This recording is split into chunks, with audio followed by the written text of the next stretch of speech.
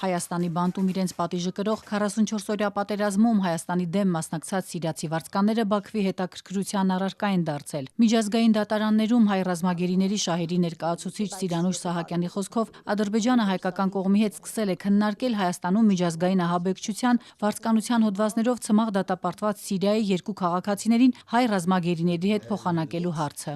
Դրա մասին խոսում է թե նախկին փորձը եւ դրա վկայությունը նաեւ ներկա քննարկումները, երբ որոշակի թվով գերիների ազատ արձակումը կարող է կախվածության մեջ դնել երկու վարձկանների ազատ արձակման հանգամանքից։ Հայաստանի իրավապահները պարզել էին, որ 2020 թվականի պատերազմի ընթացքում սիրիացի վարձկաններն անարգել Ադրբեջան են տեղափոխվել Թուրքիայի տարածքով, սահմանային անցակետը հատել էին առանց որևէ փաստաթղթի, իսկ մինչ նրանց տեղափոխումը հունիսից մինչև սեպտեմբեր Սիրիայում ռազմական պատրաստվածության դասընթացների էին մասնակցել։ Իրավապահների փոխանցմամբ ռազմական գործողություններին մասնակցելու համար վարձկաններին առաջարկվել էր $2000։ Հրապարակային կոչեր են հնչել այն է չխնայել որևէ անձի կյանք, բոլոր հայերին գլխատել, սպանել, ավելին, նրանց նաև ամեն հայի համար $100 գլխագին էին խոստացել։ Վարձկանները այլ արժեք եւ կարեւորություն են սկսել ստանալ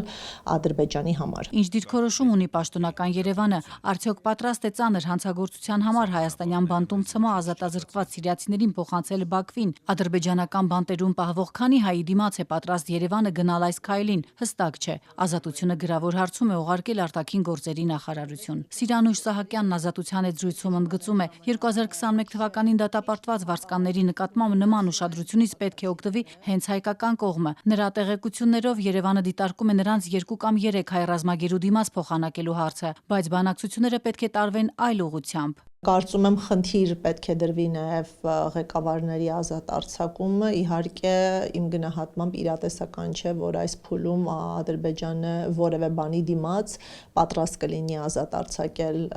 Արցախի ղեկավարությանը, բայց անգամ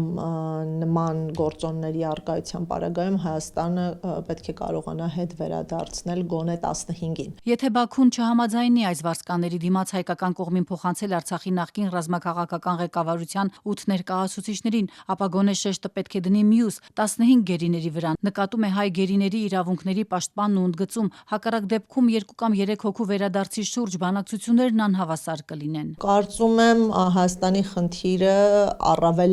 հնարավոր առավելագույն քանակի անձանց ազատ արձակումն է։ Ինչու հանկարծ Սիրիայի քաղաքացիները դարձան Բաքվի հետաքրքրության առարկա։ Սահակյանի կարծիքով այստեղ մեծ դեր ունի Սիրիայում իշխանության աշխարհաքաղաքական փոփոխությունը, Թուրքիայի ու Սիրիայի ներկայիս ջերմ հարաբերությունները։ Սիրիացի վարձկանները իրավապաշտպանի գնահատմամբ կարևորություն են ստացել ոչ այնքան եւ ոչ միայն Ադրբեջանի, որքան գործընկեր կառույցների ու պետությունների, այդ թվում Սիրիայի կողմից։ Սիրիայի եւ իմ կարծիքով այստեղ